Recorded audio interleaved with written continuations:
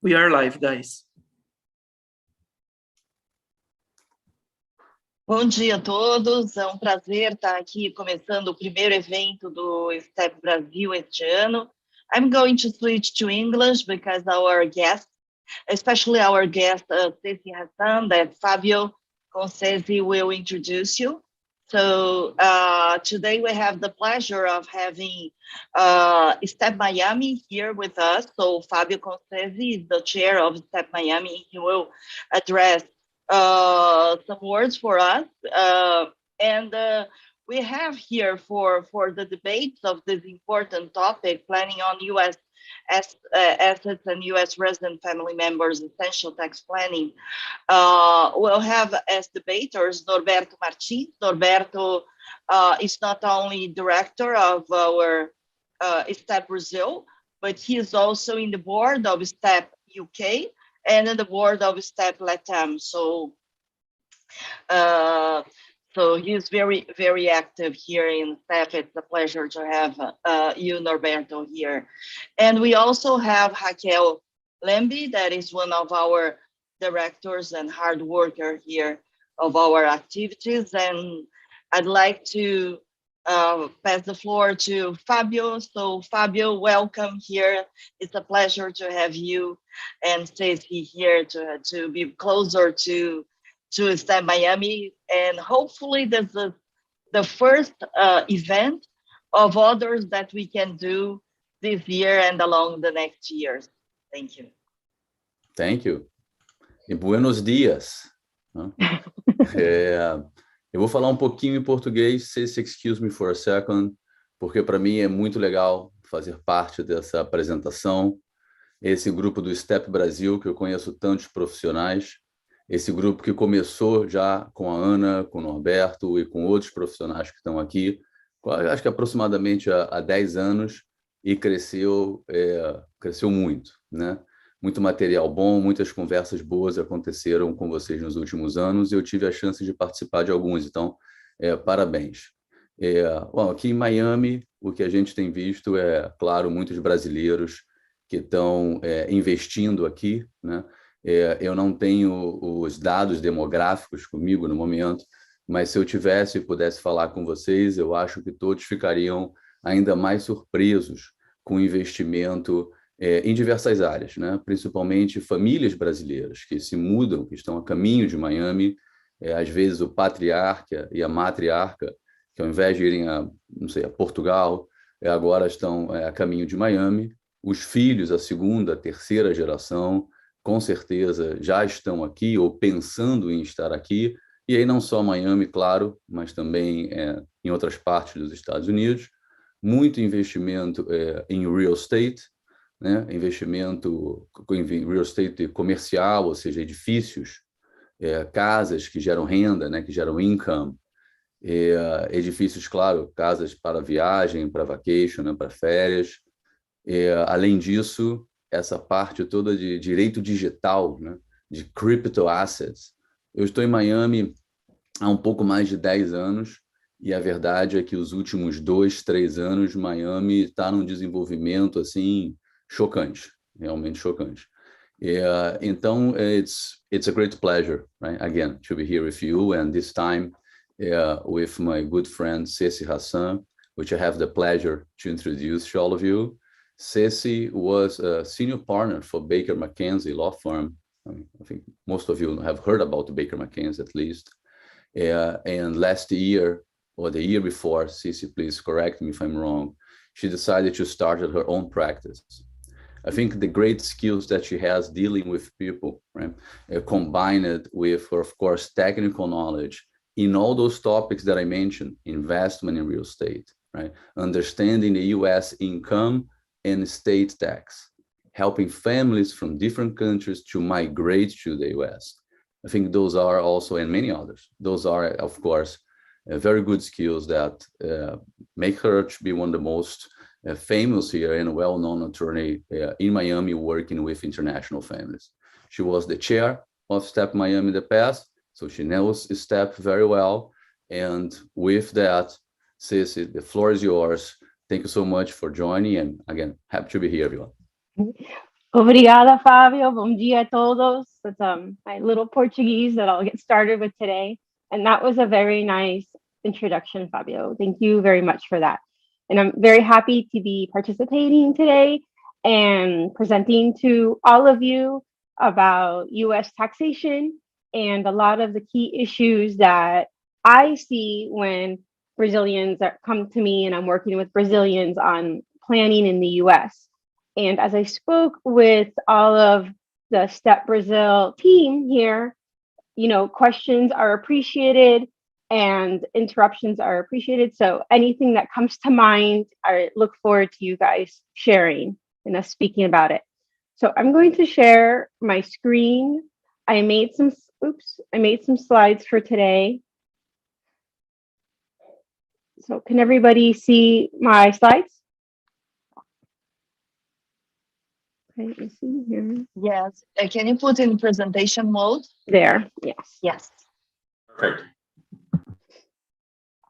Okay, so first, I'm going to give a little bit of background about the US taxation. And every time I meet with a client and they're just starting this journey of exploring possibilities with the United States, I think it's very important to explain how the US works in terms of our tax systems. It was kind of interesting. A few years ago, I was reading an article that the US is rated as having the second most complicated tax system in the world. And I wonder if you guys can guess who has the number one most complicated tax system in the world. That's right, it's Brazil. So when we have the number one and the number two tax systems in the world working together, it can be a very fun experience. Not really, but it's very challenging in trying to get the two tax systems to work together, see how they work together. So in the US, on the left, we have our income tax system, and that's going to be like dividends from companies, interest, salary, capital gains if you sell a company or if you sell property. And these are the normal taxes that we see every day. You guys also have in Brazil and everybody in the world. Our other tax system is our transfer tax system. And this transfer tax system includes three types of taxes: our gift tax, we have an estate tax, and we also have this last one. It's a little bit less famous, but I'm just going to mention it here. It doesn't really always come up so much when planning with Brazilians who are in Brazil. This is our generation skipping transfer tax system. It's basically when, many years ago, families got smart and they said, look, if I give it to my son, then he has to pay an estate tax, and then he gives it to his son, and there's another estate tax. So the family member started skipping generations and making gifts, maybe from the grandparents directly to the grandchildren. And so our government said, wait, you're skipping out on a whole generation of taxes. That's not fair. And so they created this generation skipping transfer tax. Very important. So these are two completely different tax systems, our income tax system and our transfer tax system. They each have their very own tax rules that apply to them. There is no overlap in these rules, in that some rules apply to both tax systems. Each tax system may have rules that are similar to the other, but they're basically, we have to think about them as completely separate tax systems. And so who is a US taxpayer for our income tax system? This one I'm sure everybody is very familiar with. You have a US passport, you have a US green card, or this last one is the substantial presence test. And this is when you have to count your days. How many days are you physically present in the United States? And if that equals 183 days or more, then you're US, but it's actually done under a formula. And I included this example here that has the formula right here in this column C, that you count all of the days of the current year, and then you count 1/3 of the days of the first preceding year. So this would be 22 would be all the days of 22, 1/3 of the days in the year 21. And then in the year 2020, we would count only 1/6 of the days. And if those days equal or exceed 183 days, then the person is a US tax resident. So with Brazilians, a lot of them come to the US and the substantial presence test is a big deal. But what I mostly see with Brazilians is a lot of them come to the US with student visas. That's, probably, yes, I think that's the top way I see Brazilians starting their journey to the United States is with a student visa. With a student visa, they don't have a passport, they don't have a green card. So the question is this last test of the substantial presence test, and basically with a student visa, the days don't count towards this formula. So any days they're here in the US under the student visa are excluded for purposes of this test. So for Brazilians that are staying in the US with a student visa, it's possible that they don't meet any of these tests. And so maybe they never actually become a US tax resident. Okay, so our transfer tax system. This is very different. You see, I only have two little boxes on this one. The box with the passport is the same. If you have a US passport, you are a US domiciliary. And then the second one is a little bit different. This test is not black and white like the screen before. This test depends on certain factors, and we have to do an analysis of the situation. So you're a US domiciliary if you're physically present in the United States with the intention to make the United States your domicile. And so you can see right there, number one is very clear. Is the client physically present in the United States? Yes or no? And then it's the second one that we always spend a lot of time analyzing and trying to make a determination if this client is actually a US domiciliary. This one is also a very dangerous one because just the other day, I have a client who has been in the US for almost 10 years under a student visa. And after 10 years of being in the US, you can imagine they are no longer a resident of Brazil. They've been here for 10 years. They haven't reported taxes in Brazil, and they don't have to report taxes in the US for the income taxes. They're here. They have purchased a house. The family goes to school in the United States. They attend church. So their whole life is now in the United States. So there is a strong possibility that this client is not US for income tax purposes, but they are US for estate and gift tax purposes. And so that's always a very hard one to talk about with the clients because there's no clear rule that says, yes, you are, or no, you're not. We really have to take a look at the whole situation. Okay, so the next slide. Okay. This is always another one that comes up with Brazilians, our trust. I know that there is no similar concept of trust in Brazil, but I get a lot of Brazilian clients that want to set up trust. And I'm sure Norberto and his team see this quite often with where he's at. And so there's always a little bit of an education for many clients as to what is a trust. In the US, unlike Brazil, we have the possibility to divide ownership rights. The closest thing that I can think of for Brazil would be an usufructo, which you guys have. We actually have in Louisiana, but generally we have trust. So in a trust, by using this, we are able to divide the legal ownership and the beneficial ownership. So with the trust, you transfer assets to a trust, revocable, irrevocable, it doesn't matter. So the assets have a legal title in the name of the trustee of the trust. And then the beneficiaries are really the ones who have beneficial ownership. And their beneficial ownership is defined in the trust. And there's a lot of flexibility within the beneficial ownership.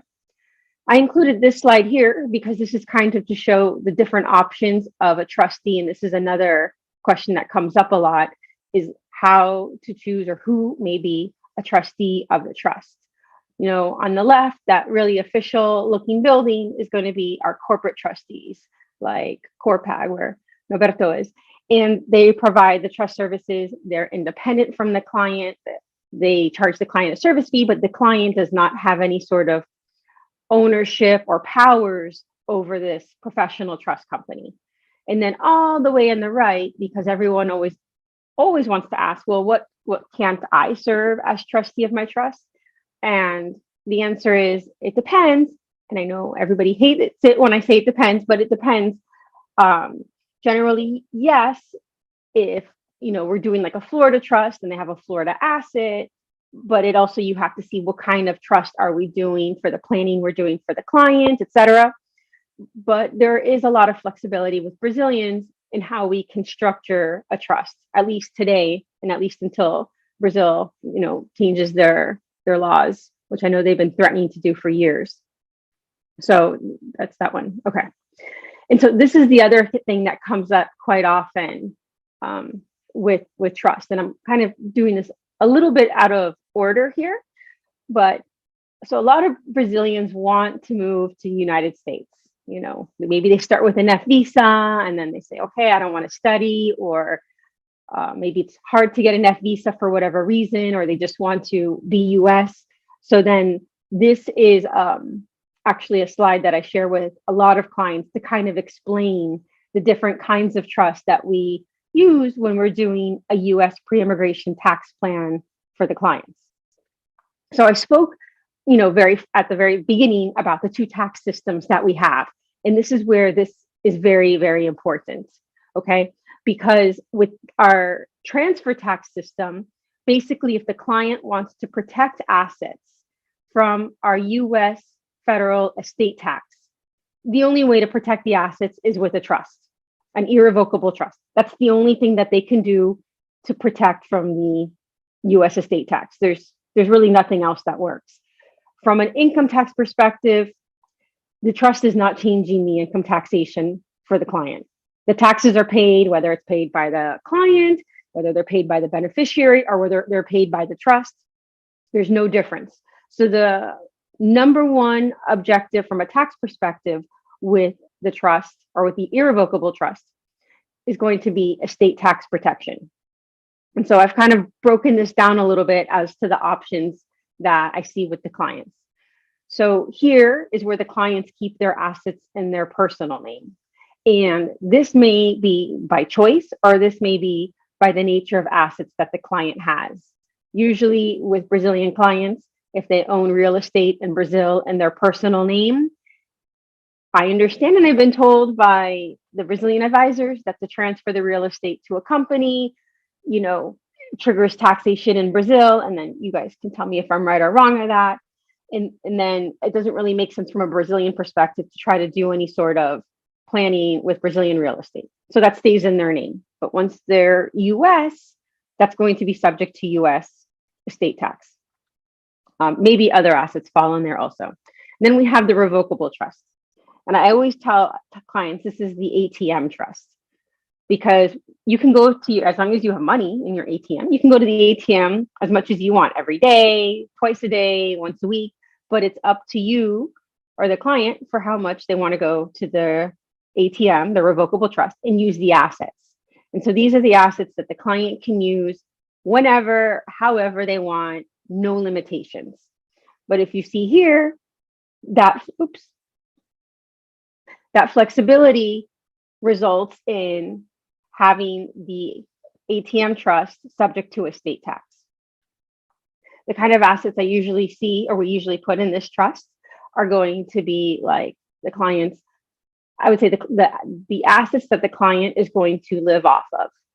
Maybe their primary residence, because they need to have a house to live at, the accounts where they're going to pay for their travel and their shopping and the family expenses, that kind of stuff. The stuff that the client needs and wants access to whenever, so they can continue to live their life.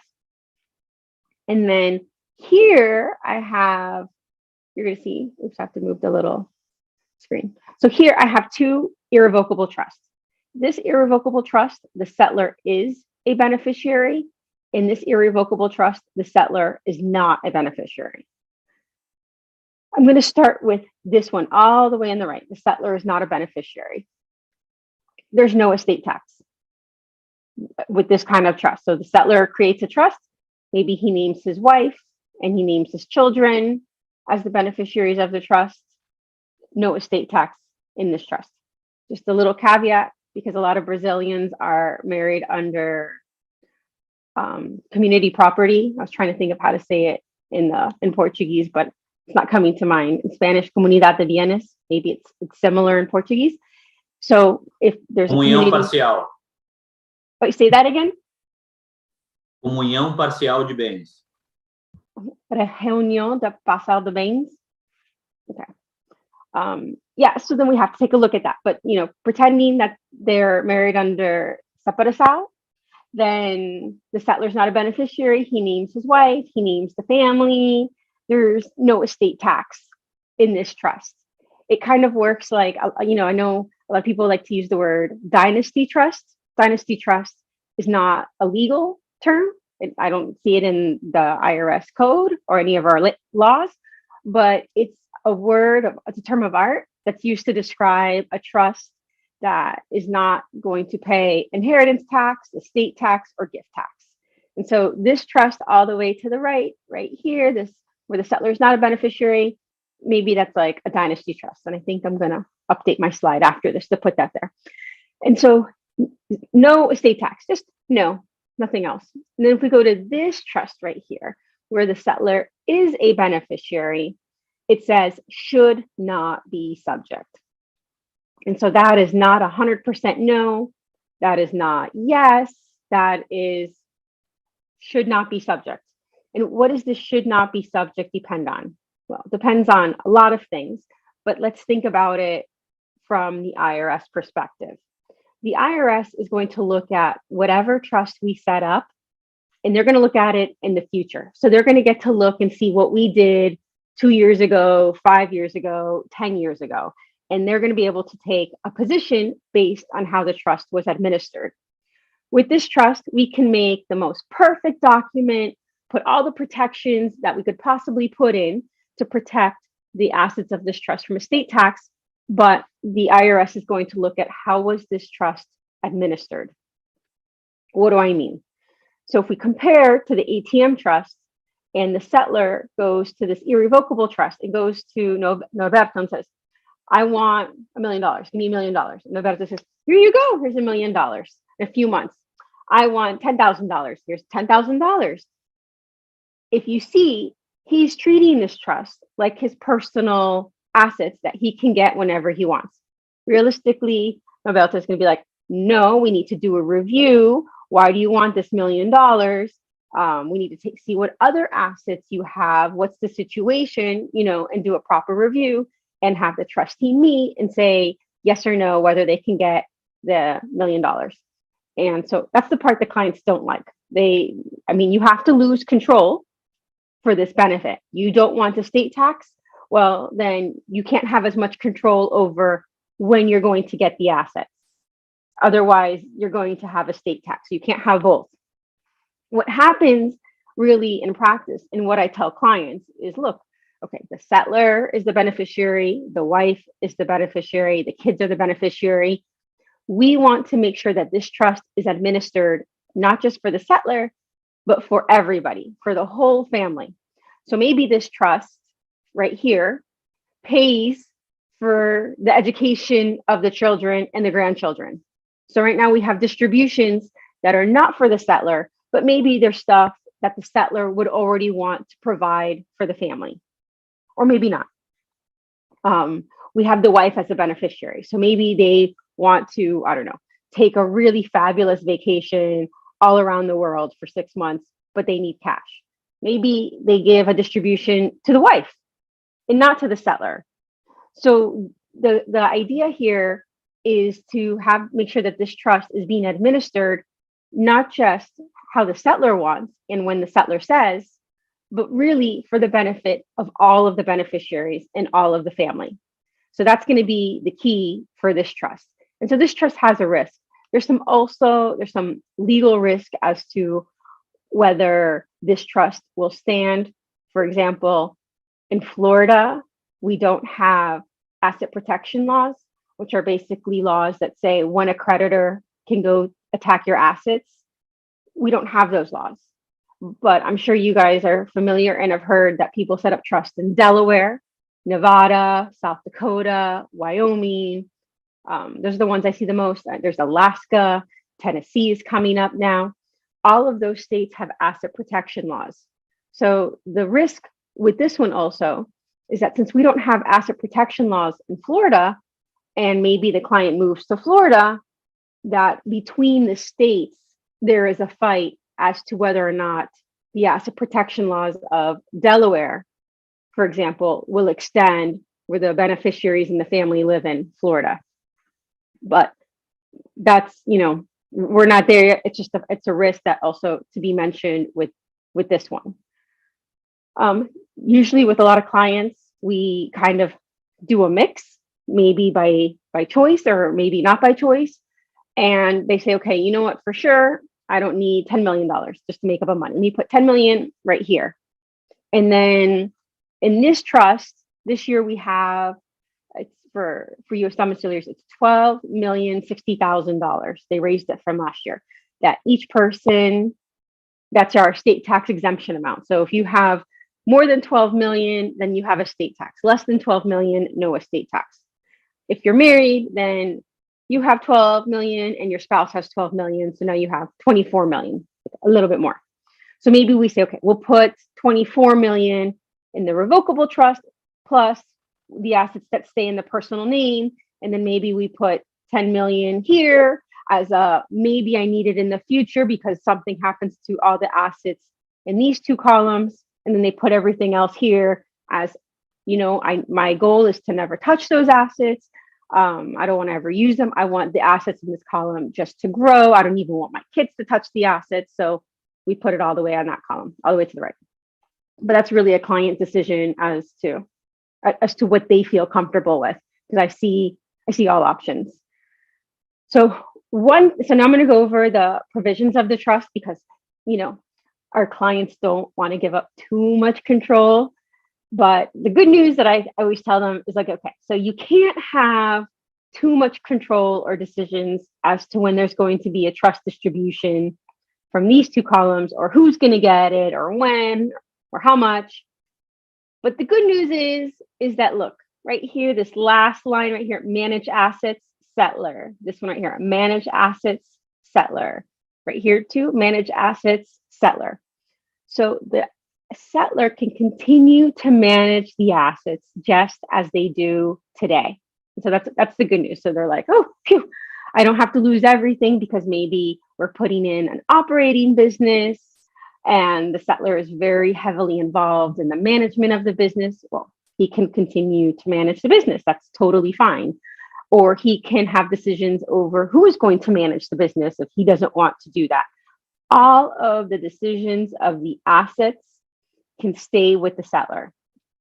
In practice, you may have heard of an investment advisor or a trust advisor. In those, that's generally the person that you name who has the power to tell the trustee what to do with the assets.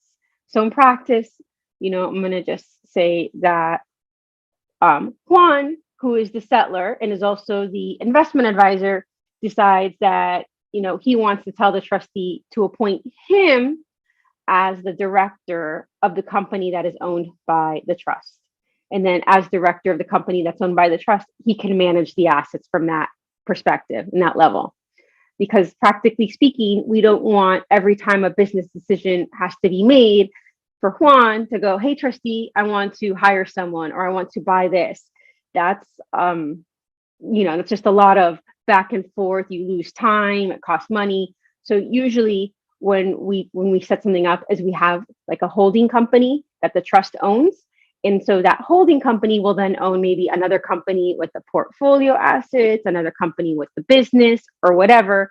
And then Juan is appointed as the director of the holding company. And as director, he basically controls everything underneath. But the important thing with this is that the settler can retain all of the control over the management of the assets. Okay. So that kind of goes over, like we went over the estate tax, which is our transfer tax system.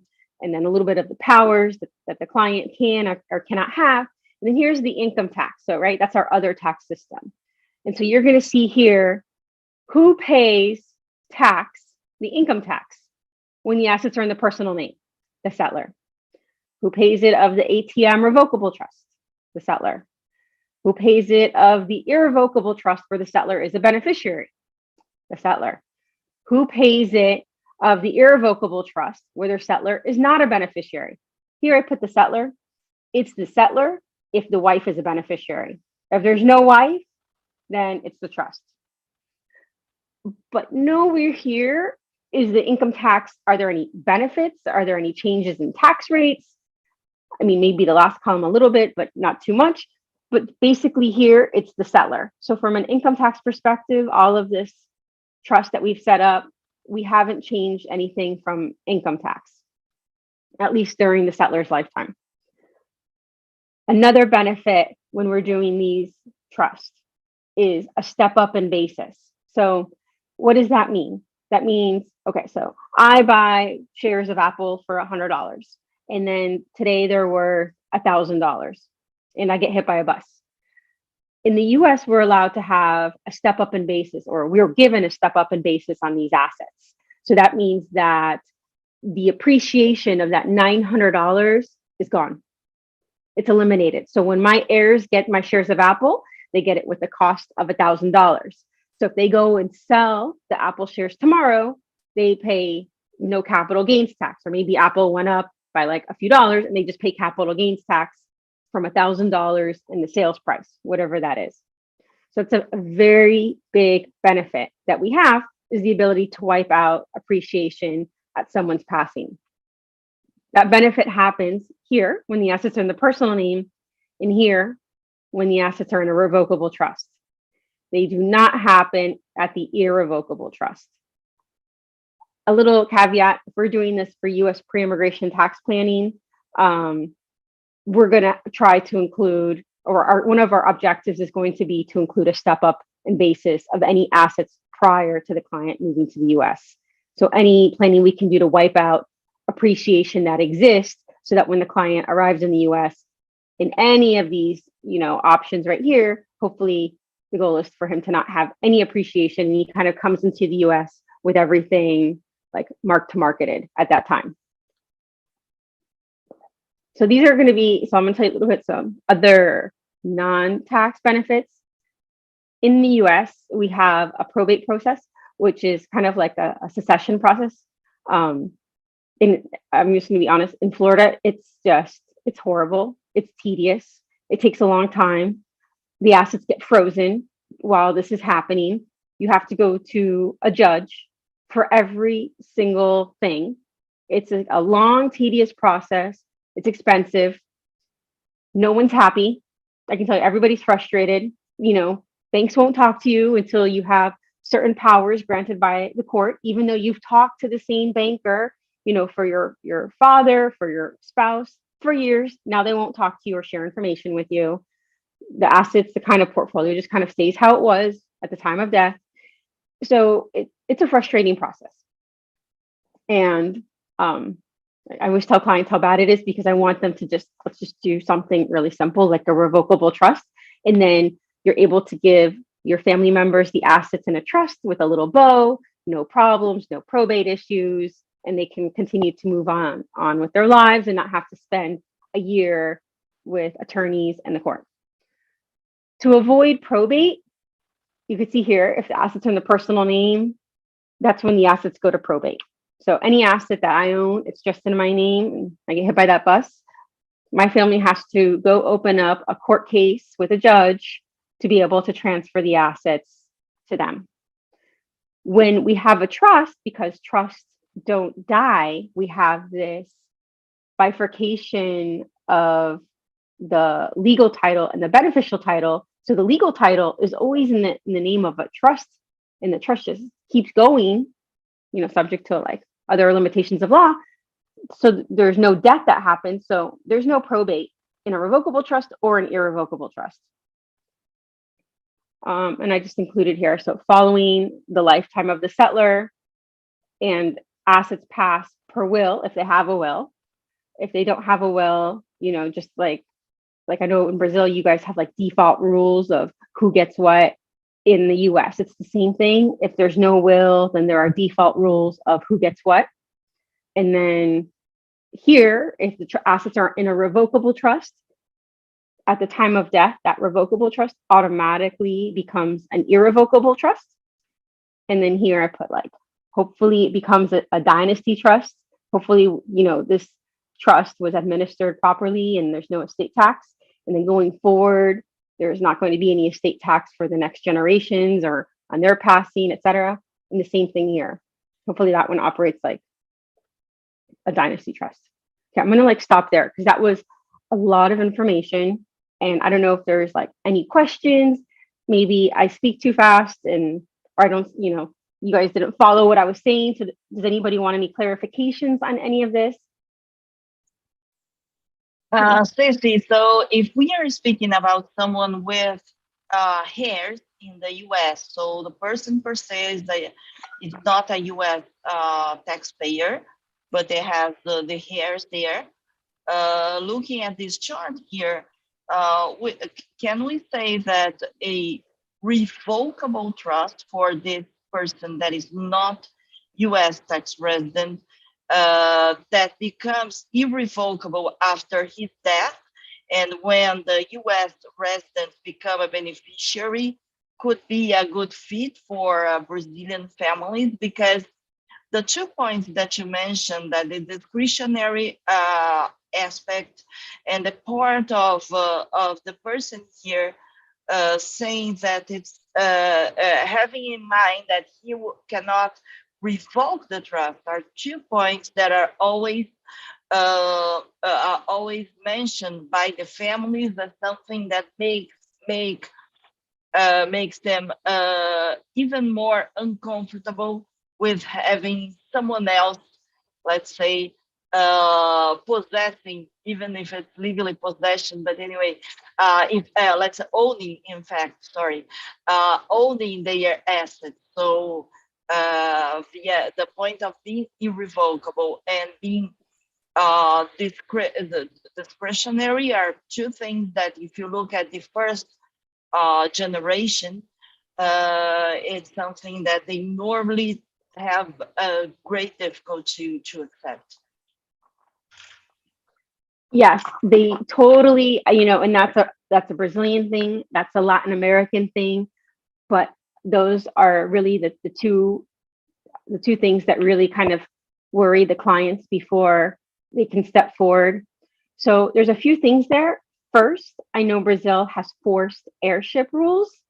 And so whether we put stuff in a trust and how we put stuff in a trust or what or how much, I always look to the Brazilian attorney for what are our limitations there.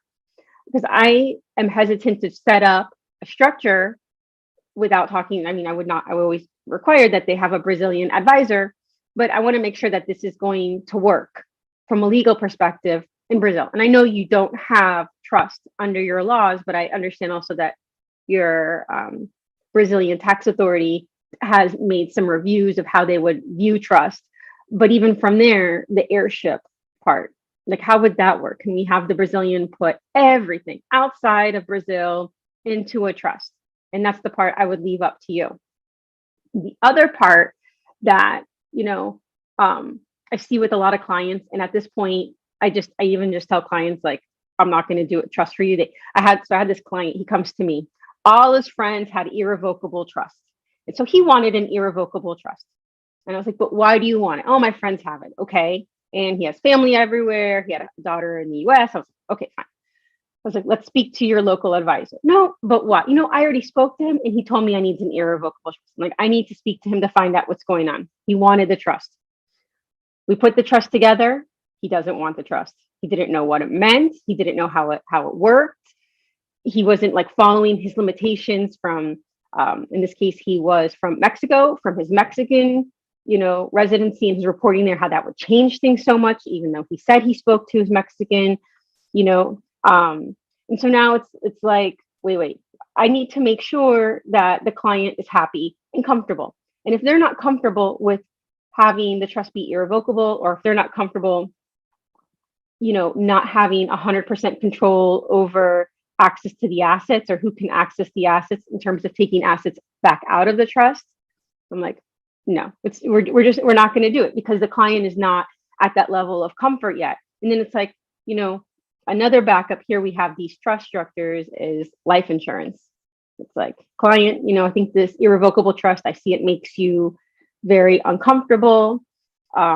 It's stressing you out. We can put this together. It'll work perfectly from the legal perspective and the planning perspective. But if you're not happy and you're not comfortable, this is going to be like a very stressful thing for you over time. So life insurance, you keep everything in your name. You live your life exactly how you lived it before. Maybe there's some other things we can do to reduce some taxes, but you keep control of everything. So that's a conversation with the client, and that's a conversation with the Brazilian attorneys and advisors to kind of make sure that, we're doing everything in a way that works legally from the US and from Brazil, but also something that the client feels happy with and comfortable with.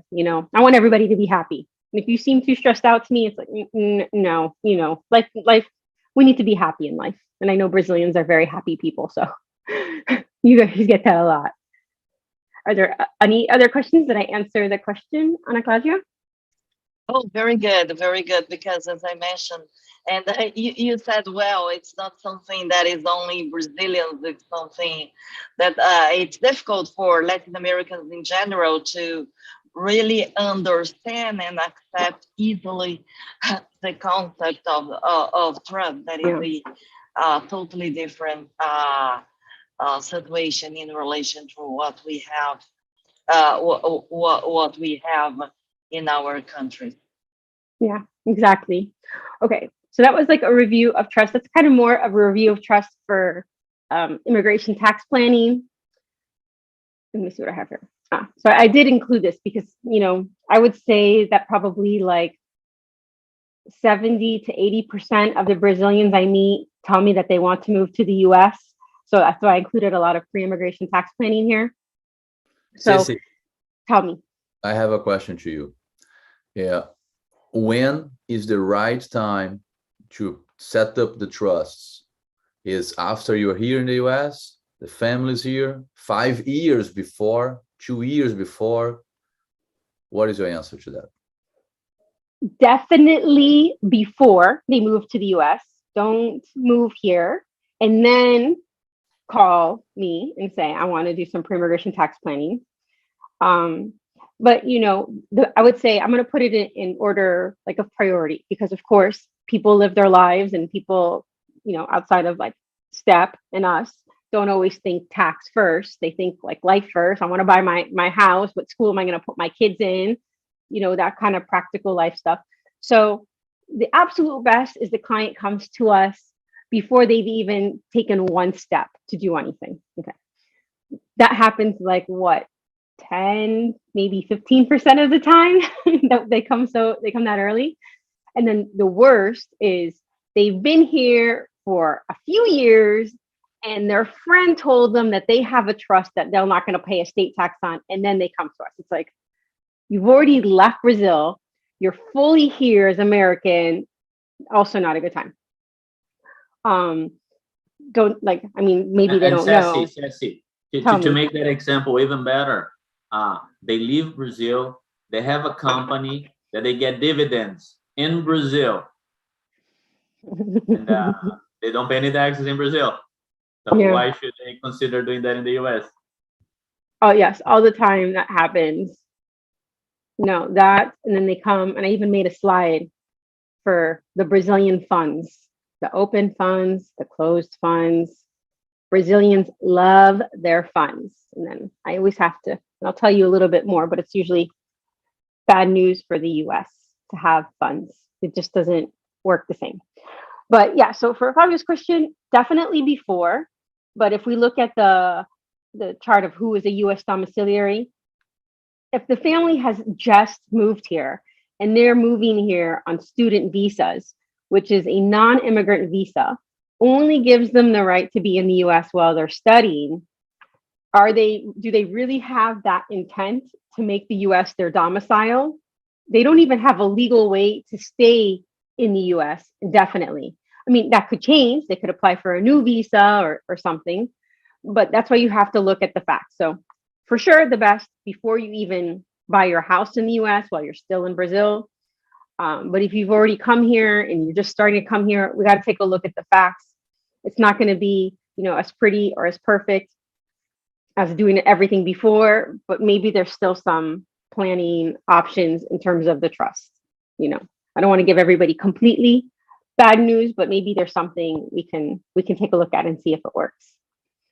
Okay, and so then for the federal income taxation, there's really what's the goal here? Nobody likes paying taxes, so we want to minimize the tax rate. And I put here minimize global effective tax rate. It is I think it's like a rule in Brazil that you have a company in Brazil and you move to the US and you keep your company in Brazil and you run your company from Brazil from the US. So everybody comes and they've got, I've got so many different examples of kinds of companies in Brazil. Some have locations or medical companies, and then the owners come to the US and they continue to kind of manage and oversee everything from the US. So minimize global effective tax rate, because that Brazilian company is already reporting taxes in Brazil and paying taxes in Brazil. And so when they get here, do they want to pay taxes again? I can't remember the tax rate in Brazil. I feel like it's in 33%. I know it depends because you guys have the simple method of reporting, the real method of reporting, and there's one other method. I can't remember, but I've been through this so many times with Brazilian advisors, and we have to analyze how is the reporting done in Brazil to kind of see what the tax would look like in the US. And when I do this income tax planning with the clients, I always work with an accountant because the numbers are so important, and how much assets they have that we can take depreciation, or do they have a lot of loans and they're paying a lot of interest? There's so many things that impact the actual numbers. So that's really the number one goal, because I have clients that the way they report in Brazil, in the nature of the business, we do nothing turned out to be the best option for them. And I have others doing nothing. They're paying 70% taxes between the US and Brazil, and that's just really bad news. So part of this review of minimizing global taxes is going to be the foreign tax credit planning. And so that's what taxes are they paying in Brazil that we can use against the US taxes that they will owe. So how does that work? You guys don't have it yet for individuals, controlled foreign corporations. I think the US was actually the second jurisdiction in the world back in, I'm going to probably get this wrong, 1970s, to have controlled foreign corporations. And then everybody kind of followed suit after that. I know you guys have it with Brazilian companies, but not yet individuals. We have it with everybody. So how does that taxation? Are there any elections that we can make? We have certain elections that can be made. Maybe the taxes in Brazil are already so high, we can make something called a high tax election. Or maybe we can make another election, which is called a 962 election, that basically creates a pretend US corporation as the owner of the Brazilian corporation. And so maybe that has some tax benefits and lowers the dividend tax rate, for example. Also part of this is opaque structures versus transparent structures. So if we have a CFC structure, that's going to be the opaque side. That's going to be the Brazilian corporations, not Brazilian limitadas, but generally it's going to be the other kind. Or transparent structures where we have a Brazilian limitada and we can make a special election with the IRS called a check the box election to treat the company as transparent.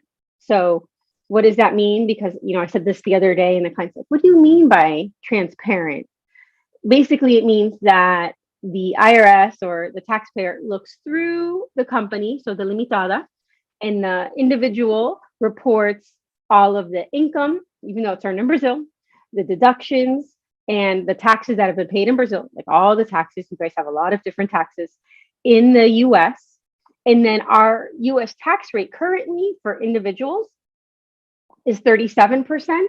So if the taxes in Brazil are, let's just say, for example, all the taxes they pay are 35%. In the US, they pay 2% more of taxes.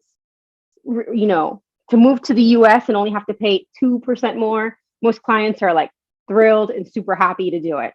Or maybe, the tax rates, because the nature of the income is like 10%, and then the tax rate in the US is 37%. So that's kind of what we want to analyze as part of opaque versus transparent. Always keeping in mind the goal of minimizing the global effective tax rate. Maybe we do a great thing in the US, but it doesn't help Brazil. We've accomplished exactly zero. And then I have here tax treaty planning. We don't have a tax treaty with Brazil, but we do have tax treaties with other countries. And sometimes Brazilians are using companies in Europe, for example, that with which we do have a tax treaty. And maybe that changes things. And then eliminating appreciation. That's that example that I gave about I have Apple shares. I don't have to just, get hit by the bus to have the appreciation eliminated. There's stuff we can do before the client moves to Brazil. That's when, if they're here for 3 years, you're kind of stuck with the income tax, how it is. Any changes we make, you're going to have a big tax event at that time. So how would we eliminate the appreciation? Brazilians have like portfolios. I see a lot of them portfolios in like Bahamas companies, for example. We would, in this case, for the Bahamas company, file this check the box election and elect to treat the Bahamas company as a transparent entity. So to go back a little bit, because I think I skipped some explanation, in the US, companies, or most companies, are able to elect how they want to be treated for tax purposes. Do they want to be a corporation, which is opaque? Do they want to be a partnership, which is transparent? Or maybe they only have one owner and they want to be a disregarded entity, basically like a company that does not exist for tax purposes. So we have those options. A Bahamian company that has a portfolio, we have the option to treat this Bahamian company either as a partnership or as a company that doesn't exist. And when we make this check the box election, basically what happens is the company's treated as liquidating and all the appreciation is just gone. And the other question the client asked me is like, why is it called a check the box election? Because literally, if you look at the form, they give you box options to check, or like little boxes, like I want to be treated as a corporation, I want to be treated as a partnership. So you just literally put a check in that box. And so, as a part of this, and I mentioned this before because I just think that this is always, we talk a lot about the tax objectives, but what are the family objectives? What if we do all this great planning and we put it in trust, but it doesn't work for the family? So what are the family objectives? Like how I want to hear from them, like, what is it that you guys are really wanting to do? How do you live your lives? Do you have this company in Brazil? And is this how you support your lifestyle? You receive dividends from this company in Brazil. That's important to know because maybe we don't put that company into the trust or an irrevocable trust. Maybe we keep that company in a revocable trust or something. But really understanding the family objectives with respect to how they want to live their life and with respect to like, how do they fund their lifestyle? Okay, so I see here that I have some questions. Okay. And good ones, Ceci. Yeah. Very good questions. So let me ask you so everybody can benefit. I know it's on YouTube. But the first one is private trust company, which became so trendy, right, in the past years. Families who are setting up their own trust company. So where the settlor is one of the PTC directors. Is there a state tax on it? Maybe what are the disadvantages or risks of having the settlor as a director of his own PTC? And the second one is one that we see on a regular basis, right? So families move here to the US, or they have US assets. They live in Brazil, but they have US assets, and they want to transfer, to fund a revocable trust. What type of taxes are in these transfers to revocable trust? So I think very good questions for you. Thank you. Okay, so I'm going to start with the private trust company question first. And so this is like, I see this like all the time, that Brazilians want to have a trust and they want to keep all their control. And so and they also want to not have to pay like a corporate trustee or a professional trust company. So they go to Nevada and they set up a Nevada LLC, and they name this Nevada LLC as the trustee of their trust. And they do a trust under Nevada law. Why Nevada? Nevada has the option to have a private trust company that is not required to be registered with, oh, I'm sorry, my dog's barking, with the state of Nevada or anything. It can basically be they just form the LLC, they own it, they name their directors, they name the owner, that's it, and they name it as trustee of the trust. There's no regulation. You go to Delaware, you go to Florida, that doesn't exist. You have to file a big form, you have to pay a lot of money. So it's more. So they go to Nevada, they set up this Nevada LLC, and that's who their trustee is. And then with this Nevada LLC and this Nevada trustee, they want to move to the US. And we have a PTC already. It's totally fine. What the IRS did, and I don't remember when the IRS did it, it's been a few years, but they actually issued an IRS safe harbor ruling for private trust companies. And when the private trust companies will protect or provide protection for the beneficiaries from the US estate tax. And they provided two different examples in this safe harbor ruling.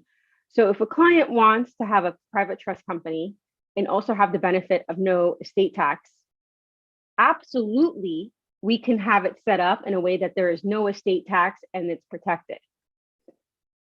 In most of the cases where the client just forms a company, names themselves as the directors, it's not going to work. So there has to be a little bit more planning if they want to get that benefit of making sure of having a private trust company and having the estate tax protection. This next one, okay, so the exclusion amount, no, it is not subject on transfers to revocable trust. The revocable trust, so in the US, we have a concept of a completed gift,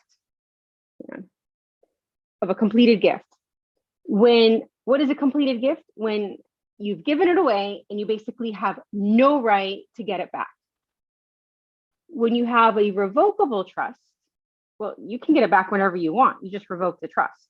So you could put in $2 billion into the revocable trust. There's no estate tax. You don't use up your exclusion amount. I hope I answered the questions. The PTC one is a little bit more complicated. I could probably spend like 2 hours just going over how that would work in practice and how we'd want to set it up. But the quick answer is yes, possibly it could work, or possibly it couldn't work. It all depends on how it's set up and the protections that we include. Thank you. Okay. See what else do I have here? Oh, see, I told you I made one for Brazilian funds. I didn't put a whole lot of information there, but I put 3 exclamation points because that's kind of how they make me feel when clients tell me that they want to try to keep their Brazilian funds because they love them. And with these funds, we don't really have one consistent way, like, oh, you have a fund, it's a PFIC. Oh, you have a fund, it's just a regular corporation. We have to go and we have to review the fund documents. What are the general options that I see when it comes to the Brazilian funds? Okay, first of all, I just said PFIC and I didn't tell you what it is. PFIC stands for Passive Foreign Investment Company. That is going to be a company that the US person, once they're US, has less than or 50% or less than the ownership interest, and the company has a majority of passive assets or passive income. So a fund can very easily fit into a PFIC because a lot of these funds invest in other funds or other companies that have passive assets. And so if it's a PFIC, just, it's just like, so I always try to get out of PFICs, but if it's a PFIC, basically our default rule is there is only taxation when they get a distribution from the PFIC, but when they get the distribution, they're paying 37% tax, whatever our maximum tax rate is at the time. At this point, they're American, so we have an extra 3.8% tax. So now we're at 40.8%. Then we also have an interest charge on all the years they did not receive a distribution. I've seen this go as high as 75%. 75%.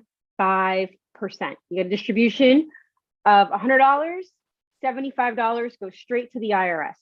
I don't think there's any taxation in Brazil, but if there is, take that off of there also. So it's a very, very high tax rate. There is some planning we can do if the client has authority or powers over the fund. Maybe they can get access to financial records and statements. And maybe we can make certain kinds of elections that might improve the taxation of the PFIC, but that has to be like a full analysis, and the client has to be able to have access to the books and records of the PFIC, or of the fund, sorry, the Brazilian fund. I've seen it very rarely where they have this level of access to the books and records. In the majority of cases, they really are a very passive and minor investor in the fund. Maybe they have not enough to get this kind of level of control. And so then I also mentioned we have to look at the fund documents to see what it is, because it could also be a partnership.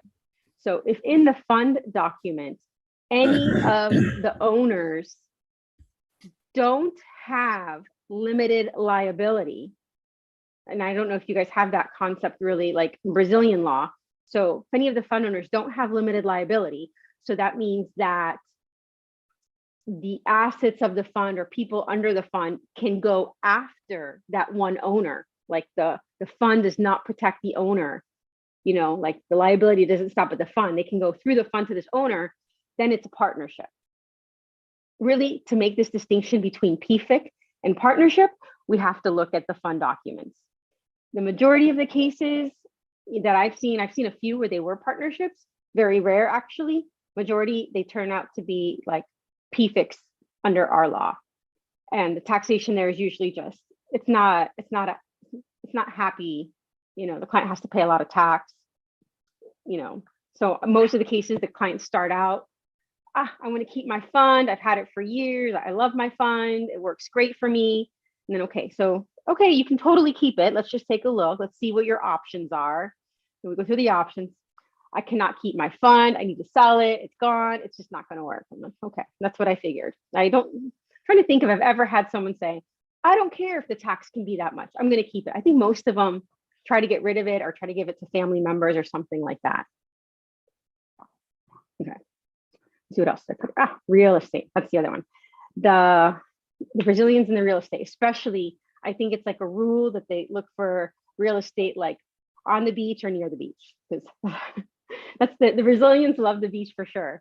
So I have this chart here kind of comparing at a very high level the most common real estate structures that we have, or that Brazilians and other clients who are this is like, and these are the structures just to mention. They're the more, I don't want to say like simple, but the more like common. Like if clients are going to tell me they're going to be buying and selling houses and office buildings and constructing, maybe we would do something a little bit more. But for the beach apartment and for the very, few rental buildings or whatever, something like this. So I mentioned at the very, very beginning our two tax systems. So I put here at the very top our US estate tax system. Okay. And so that's the one. And so just to kind of go back, this is US real estate is a US asset. It is subject to US estate tax. If you have US real estate in your own name and you live in Brazil, it doesn't matter. That property is subject to US estate tax. The foreign people only have $60,000. I have $12,060,000. Brazilians just have $60,000. And then from there, our highest estate tax rate is 40%. So this is a big deal. So here I have very clear two-tier corporate structure. This is where they have a foreign, or I should say a non-US corporation that owns the US real estate. It's the company at the top of the structure, not subject, 100% not subject to estate tax. 100% because we have a law that says very clearly, if a foreign person has a foreign corporation, there's no estate tax. It doesn't matter that the foreign corporation owns US real estate. It doesn't matter how much US real estate it owns. That foreign or that non-US corporation, 100% protection from the US estate tax. And we go down the line here to the partnership structure. That's our transparent structure, where we look through to what is happening under the companies, and then the owners of the companies are the ones who report the income and the deductions and the credits. Here you say, I put in parentheses, more likely than not subject to estate tax. The difference is because we do not have a law that says in black and white, no US estate tax if you have a non-US partnership. That law does not exist. Instead, what do we have? We have a Supreme Court case. That's our highest court in the United States. We have rulings, and we don't have anything that says black and white, oh, foreign partnership, no US estate tax. We have to take positions and look at the nature of the assets and look at our law. So we don't have anything that's 100% clear here. So that's where we say more likely than not subject to estate tax. With that said, non-US partnerships have been used for over 40 years to hold US real estate. And we're still using it today. And we're still using it because nobody or the IRS has not said, hey, it doesn't work, or attacked any of these structures for estate tax. It hasn't happened, or it hasn't happened and the IRS has won. And it's been publicized that they won in this, because then that would change things. Here, this is like a hybrid. I really just include this one because a lot of times, you know, I think that like realtors get a US realtors in Florida, they're like, oh, you're from Brazil. If you buy your company, or I'm sorry, if you buy your apartment in a US LLC, you're fine. It works just fine. No taxes. It doesn't work like that. So when we have a client that already has a structure, we're kind of limited in what we can do to protect them from the estate tax. So that's what this one is. It's kind of like a mix. We get them that more likely than not subject to estate tax, but you know, we can't get them all the way. And so now here, these next ones, or the rest of them, are all to deal with our income tax system. So with these here, this is a two-tier corporate structure. In the US, it's the corporation that does the reporting and pays the tax, not the owners of the corporation. So in this case, our corporate tax rate for federal is 21%. We also have Florida state tax on corporations only. We don't have it for individuals, 5.5%. That works out to be 25% more or less is the effective tax rate there. And then if we compare this to having a two-tier partnership structure, our maximum tax rate is 37%, but we have the possibility of a deduction of 20%, which can bring down the tax rate to 29.6%. So our tax rate, this is really going to be on rental income, can be between 29.6 and 37%. So far, it's probably looking like the corporate structure is winning, because the tax rate here is about 25, and here it starts at 29.6, which is way more. But the thing to remember with real estate, or to know, is in the US, we have a concept of depreciation deductions, which is not like a cash deduction. You're not like paying money out of pocket for it. It's just kind of part of the deductions we offer. So it's very common that real estate doesn't have any net income for a number of years when it's first acquired. So really, if they just buy it, maybe for the first 5, 6, 7 years, maybe there isn't any rental income tax to pay. And so here's our income tax on sale.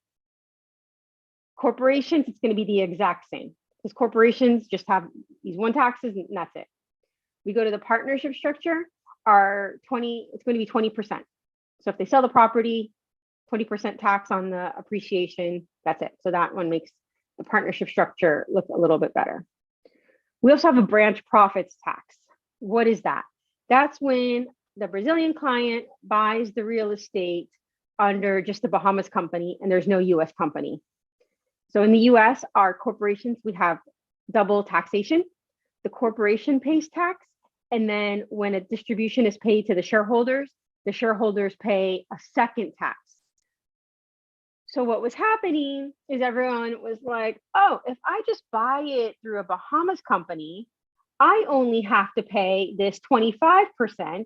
And because the Bahamas company's foreign, there's no dividend tax for me to pay. So I get away with just paying this 25%.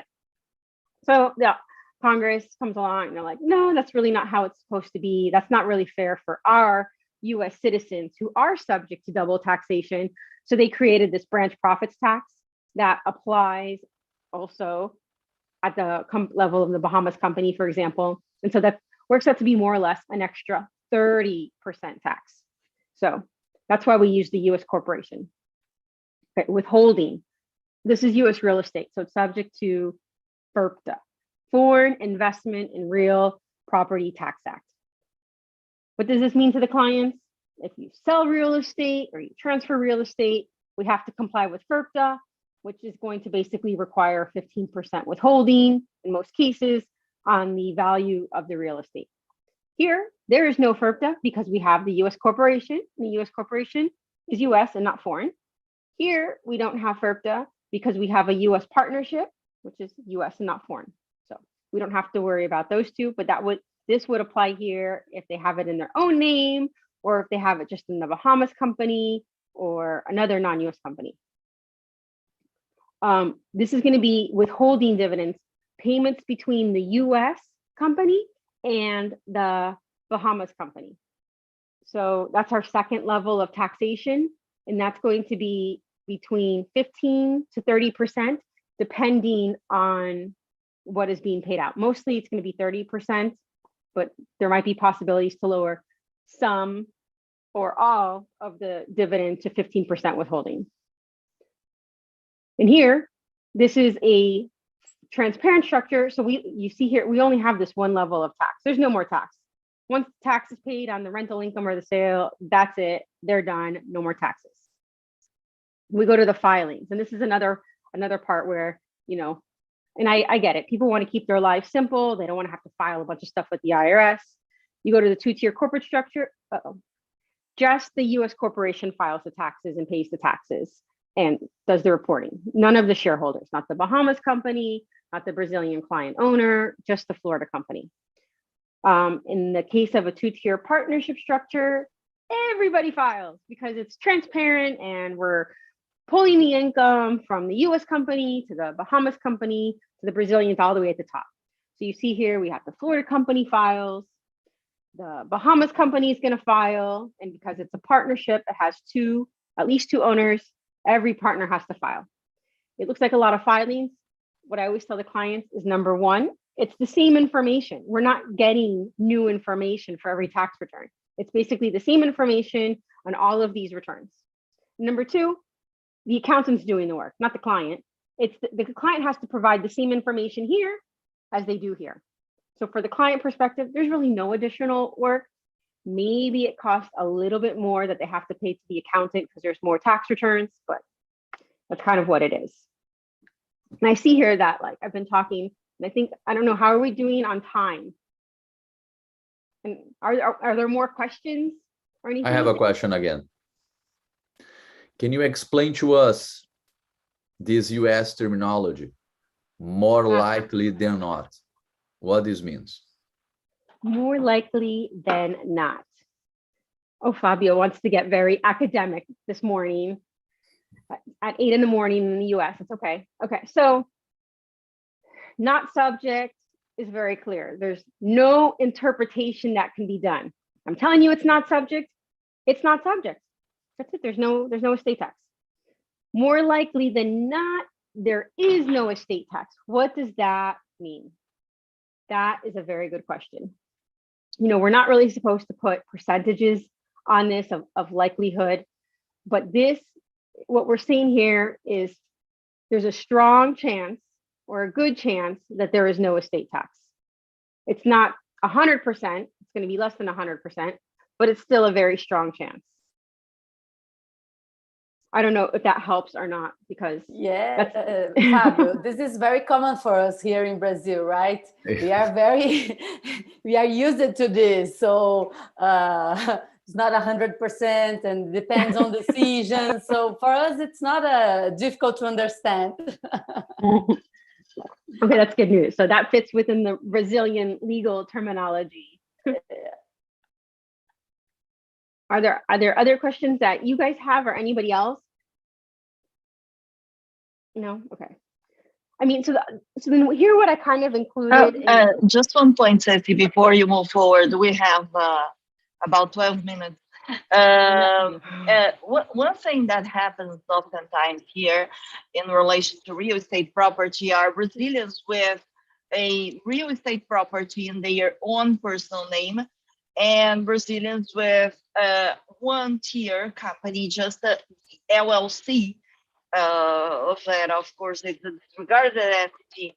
And but the Brazilian individual, non-resident in the US, holding the asset per se, or holding just one LLC. And in this case, I imagine that the consequence will be that what you mentioned before of holding assets in your personal name, right? So it's not efficient from a US tax point of view to have just one LLC or having the real estate property in your own name. So no, you're exactly right. So let's go back to being just in their name. I want to find that this one. So they have it in their name. There's going to be, here you see, estate tax, and we only have $60,000. I don't think there's real estate that is less than $60,000. And then they're going to have to pay estate tax. They have it in their own personal name. How does this work? They have to open up a probate or a succession process in the US. And so I've never actually seen how this works in Brazil, but here in the US, when you buy and sell real estate, you get a special kind of insurance that says you are receiving a good legal title to the real estate. This real estate is all yours. There's no pending issues. There's no tax liens that can come back. There's nobody else who owns this property, kind of making sure that 100% it's yours. You don't have to worry.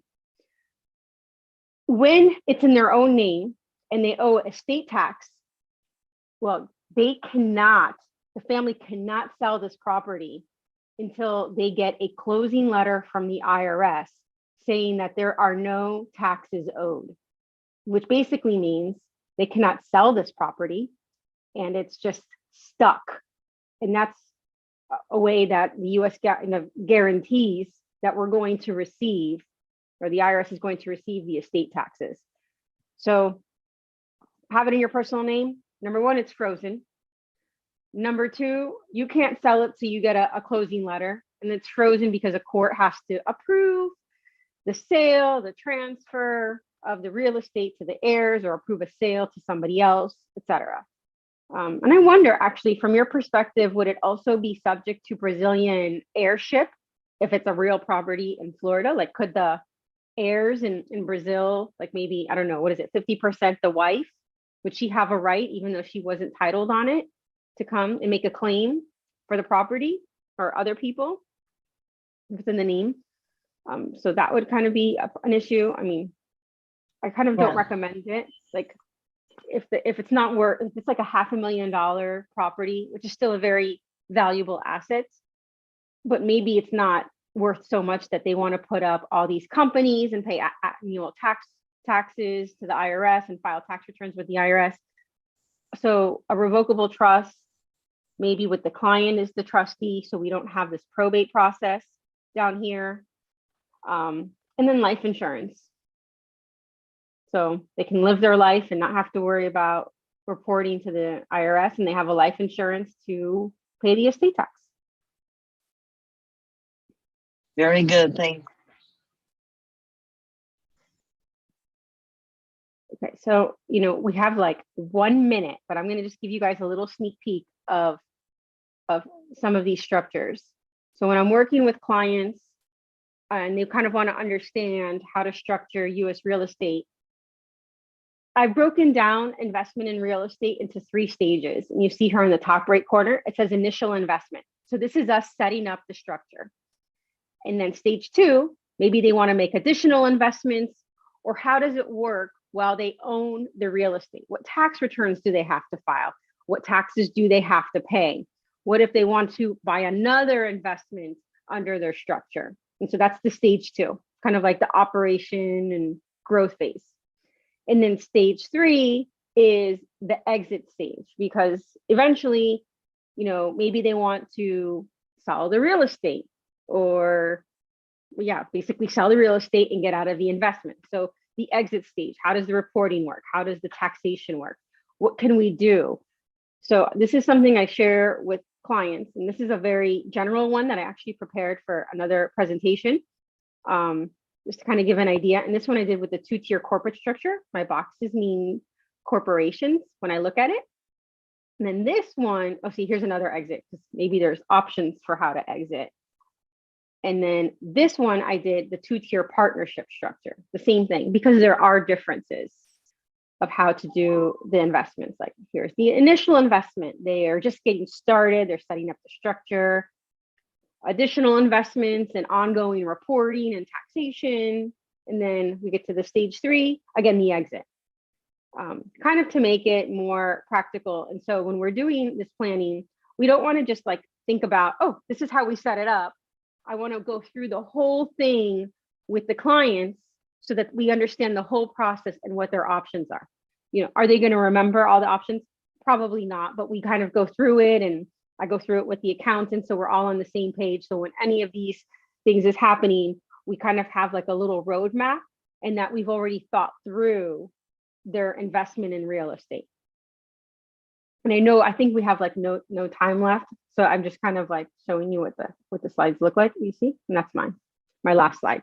But are there other questions that I can answer for anybody or anything? Or maybe it was like super clear. Norberto, Raquel. The one of the topics that I think very often comes to our offices here is when the clients start getting a hold, a bit of a different topic here, but the client does have property, does start looking at the US, and does start having interest in the US, but start learning about the declarations that need to be filed just as a census. Like, for example, the Form 5472, the B10s, the B12s, the FBARs, all those new regulations that we have that must be informed to the US government. And first, clients get scared when they need to estimate what would be an ideal rental that they would be paying should they be renting it out their own apartment if it wasn't theirs.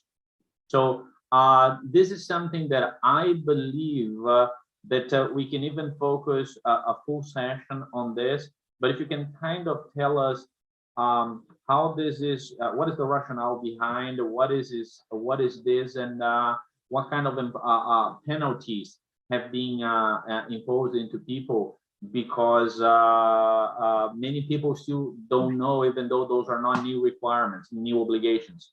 Mm-hmm. Okay, so I think that's a great question. I'm going to start with the last one about the rental income. And so what's the answer? Yes, the client needs to rent the property from their own structure. And I know they're like, what do you mean? But I own it. It's my company. It's all mine. Why do they want to rent it? Here's what happens. If they don't respect the company structure as a third party, neither will the IRS. And IRS is going to come, attack the structure and say, but the client paid all the expenses from his personal checkbook. He used the company's assets whenever he wanted, no respect, no structure, and they take it down. And so really the main reason, or the tax reason, is to give the structure strength from a tax perspective. So everything that we plan for, to make sure that they have it. The second reason is the property has expenses. They have to pay the maintenance, the insurance, the real estate taxes, utilities, whatever, they have to pay it. So if the company pays it, that's better for the structure. How do we get the money to the company? The client pays rent. So it has two benefits. It has the tax benefit of strengthening and protecting the structure, and a second benefit of providing cash and money to pay the expenses of the property. How much do they pay to the company? What's the rental amount? Usually working with the clients, okay, we treat this like as an investment. So what does a company do when they make an investment? How much does this property cost us every year to maintain? So we want to do an analysis. What's the estimated taxes, insurance, everything. From there, we go, and I have contacts who are realtors, and I usually work with them and I say, look, this client is going to be renting his property. Can you help us and provide some estimated rental income or rental values for this property, given the area, the location, etc. Furnished, if the client's going to have, furniture, which of course they are, and all that stuff. And so then we get an opinion for how much rent should be paid, and that's what they pay. We put the lease in place for them. So we work with the accountant, so they have all the figures, and there's a bank account at the level of the real estate, and so that helps with that. And then Norberto's right, the clients really get it. And I'll say something, actually, less now. A few years ago, nobody wanted to do anything or any reporting to the IRS. Now it's like, I don't want to, but it's part of it. It's fine. But still it comes up, the reporting with the IRS. There are going to be reports that are required to be filed. The U.S. corporation, if you have a U.S. corporation, will have to do, filings, and will have to report the ultimate beneficial owner. And you see that even though with the corporation, there's only this one tax return, they're still going to report who owns them. And they're going to report who owns them through the Bahamas company and everything. But when you do reports to the IRS, it's private. I mean, your accountant's going to know, and the IRS is going to know about it.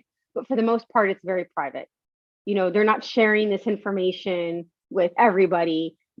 We can't go access the reports that are filed with the IRS. So, and there are very strict rules on the information that's shared with the IRS. You guys have probably seen this because it's like, what is it, in New York, and I think our Congress wants to get access to Donald Trump's tax returns, and they don't have access to it in their Congress. So you got to think about it, like that's how private it is. It just doesn't get released to the world. And I know there's a lot of other reports, and those reports really kind of depend on what kind of structure you have and the kind of information you have. But for the most case, I would say a lot of these reports with the IRS are private in that way.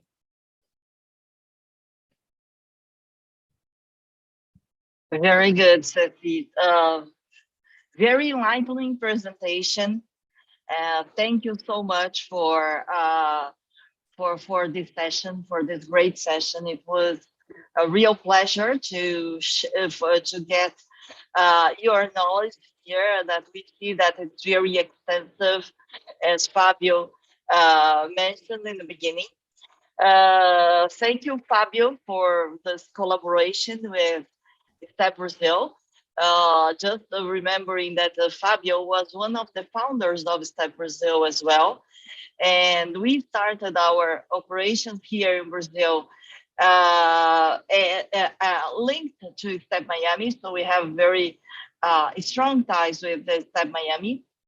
And Fabio and I, we are planning, and Fabio and I, we were discussing together with other members of Step Brazil, Step Miami, the possibility of having other events, as I mentioned in the beginning, of other joint events. So you will soon have more information about that. Fabio? Yeah, very happy. I mean, I think Ceci covered so much. Obrigado, right? And so much detailed information. Maybe for some was the first time that they saw it, so they will need some time to digest. For those that already had some level of expertise, I think was a great review of the rules, right? So looking forward, Ana, Norberto, and Raquel, for a combined, a joint presentation, a 2.0 presentation about a topic of interest, of course, of STEP Brazil. And we can certainly build this partnership. I hope it's going to be a long-standing partnership, because we do see the connection, right, from your clients with Maimi. So happy to collaborate any way possible. And thank you for this opportunity. Thank you, everybody. Obrigada. That was a pleasure. Thank you. Thank you. Thank you. See you Great. soon. Bye-bye. Bye.